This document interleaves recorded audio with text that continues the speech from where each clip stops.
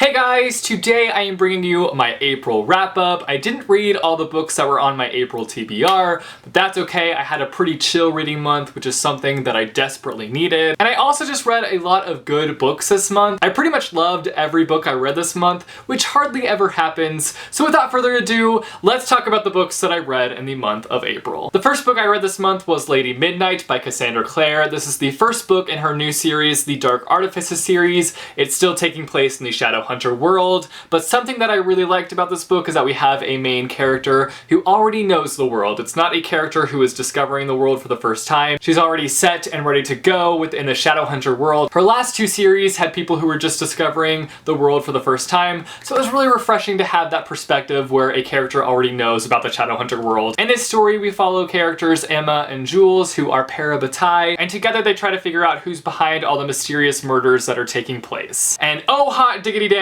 let me just tell you, this book was good stuff. It does follow a Cassandra Clare cliche, which is, heyo, forbidden love, but she does it in a new way and makes it really interesting, and it's just great, and I can't wait to see how they're gonna get through this whole forbidden love thing. As with every Cassandra Clare book, this book is full of twists and turns. It's a wild ride full of sticky situations, and I really enjoyed my time reading this book, and I need the sequel, like, now. Give it to me, Cassandra Clare, I need it! I need it! I do have a full video book review and discussion on this book, so if you want to hear all of my thoughts, then I will leave a link to that down below. Then I read When We Collided by Emery Lord. This is the first time I've read an Emery Lord book, and I thoroughly enjoyed my time reading this book. This book is about a girl by the name of Vivi who moves to Verona Cove, which is like this little beach town tucked away in California. And at this beach town, there's this boy that lives there by the name of Jonah, and he is a cook, and he's also kind of his fatherly figure in his family because his father had passed away, so he kind of like steps in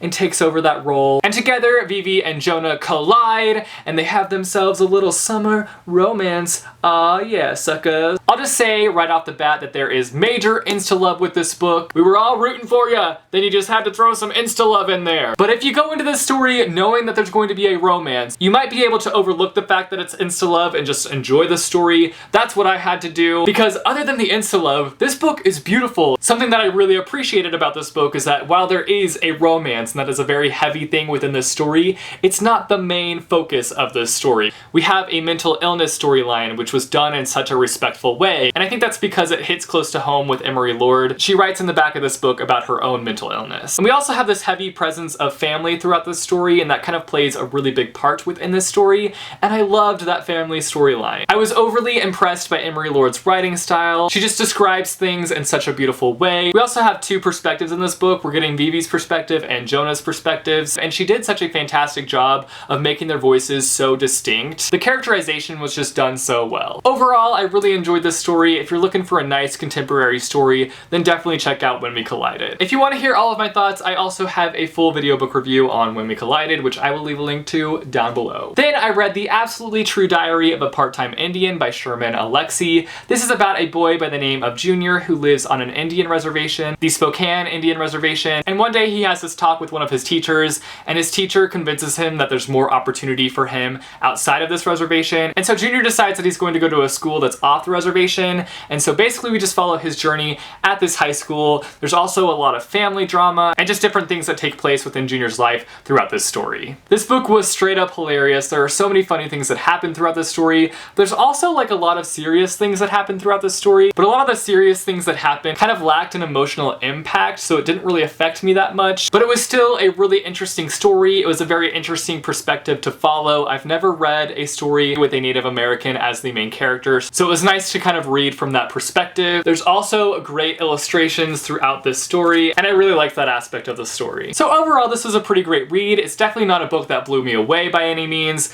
but I'm glad that I read it. If you want to hear more of my thoughts, I have a full video book review on this book, so I will leave a link to that down below. Then I read More Happy Than Not by Adam Silvera. In this story, we follow a boy by the name of Aaron, who's just going through a pretty dang rough time. He's struggling with his sexuality, his father has committed suicide, he has this amazing girlfriend that he cares so much for, but he's also falling for one of his best friends. This book is very dark and gritty and emotional. This is a book that definitely moved me emotionally. We have this character who just has so much on his plate, and we kind of just follow his struggle as he gets through life. There's also another element to the story, but I don't want to talk about it because I feel like it's super spoilery. This book didn't did a really good job at surprising me. I thought I knew where the plot was gonna go, but it just completely shocked me. I was completely caught off guard at one point. So this book has a really nice shock factor to it, and I really liked that. And I also just loved all the characters because they're not perfect characters. They're all flawed. They all felt like real people. And I really enjoyed each of the characters, even though some of them are straight up jerks. I will warn you though that this book will leave you with a broken heart, so beware of that.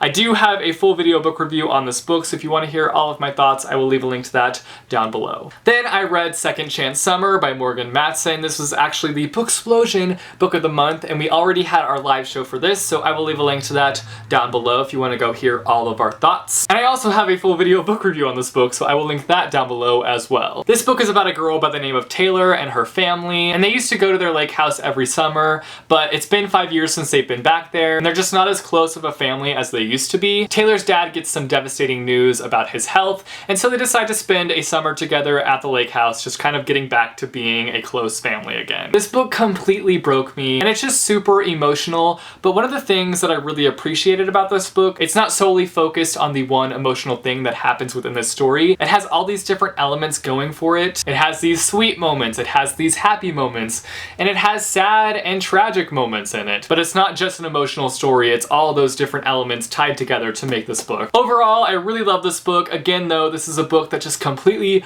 broke me, but it's definitely worth the read. And finally, the last few things that I read kind of go together, and that is volumes 5, 6, and 7 of the manga Bakuman. If you don't know what Bakuman is about, basically we have these two boys who have come together and want to create this really successful manga. It's a really fun series, and if you want to know more about like kind of the behind the scenes of what goes into making a manga, then this is the series for you. If you're not that interested in manga, then you might not enjoy these, but I really enjoy them. There are points in the story where it kind of drags, but there's some nice twists and turns along the way, and I just really enjoy it. It's great. So if that sounds like something you might enjoy, then definitely check out this manga. So those are all the books and manga that I read in the month of April. You guys should let me know down below what books you read this month, which book was your favorite. I have 3 books that were my favorite this month, and that was Lady Midnight, More Happy Than Not, and Second Chance Summer. And I don't really have a book that I hated this month, so all's good in the hood. If you like this video, be sure to give it a big thumbs up. I post videos every Monday, Wednesday, and Friday, so click subscribe if you want to be notified for when I post new videos. Thanks for watching, guys, and I will see you soon with a new video. Bye, chew. Cassandra Clare, this is the first. We've got an